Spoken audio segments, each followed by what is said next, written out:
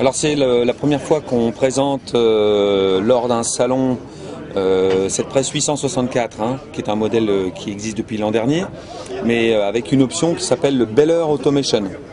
Alors cette presse est en configuration isobus, c'est-à-dire qu'elle communique avec le tracteur via, je dirais, un langage international isobus, et c'est une première que l'outil donne des ordres au tracteur.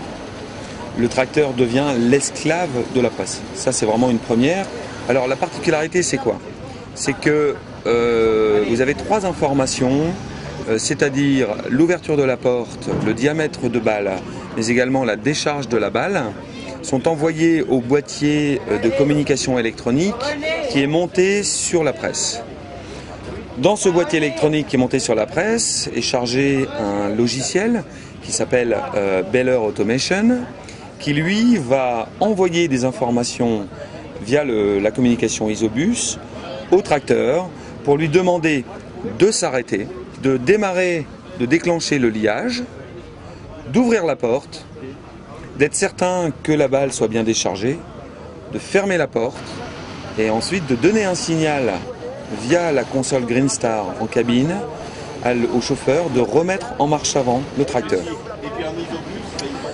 C'est 75% des manipulations qui sont annulées, je dirais, et c'est vraiment un grand confort parce que faire une balle avec une presse traditionnelle, c'est au minimum 4 manipulations, c'est-à-dire un débrayage, un freinage, une ouverture de porte, en pente une marche arrière souvent pour mettre la balle, refermeture de porte et remarche avant.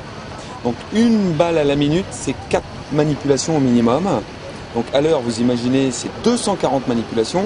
Et sur des longues journées de pressage de 10 heures, par exemple, c'est 2400 manipulations à la journée. On ne se rend pas compte. Et c'est pour ça que les chauffeurs sont hyper fatigués lorsqu'ils pressent. C'est très très fatigant et c'est sujet à des erreurs de conduite. Et bien là, on réduit à une manipulation le pressage d'une balle, au lieu de 4, donc soit 25% uniquement. C'est-à-dire à 60 manipulations à l'heure et 600 manipulations par jour au lieu de 2400. Et ça fait vraiment la différence. D'autant plus que la manipulation qui est demandée, la seule, c'est juste pour remettre en marche avant le tracteur, c'est-à-dire que le chauffeur est assis droit dans son siège pour remettre en marche avant. Alors que les manipulations qu'il faisait d'habitude, c'était retourner, donc le dos retourné, en train d'ouvrir la porte et de fermer la porte. Mais ça, il n'y a plus besoin de le faire. Donc je dirais d'un point de vue fatigue du chauffeur, on la réduit mais vraiment de façon sensible. Ça lui permet de travailler plus longtemps et d'avoir moins de problèmes de santé.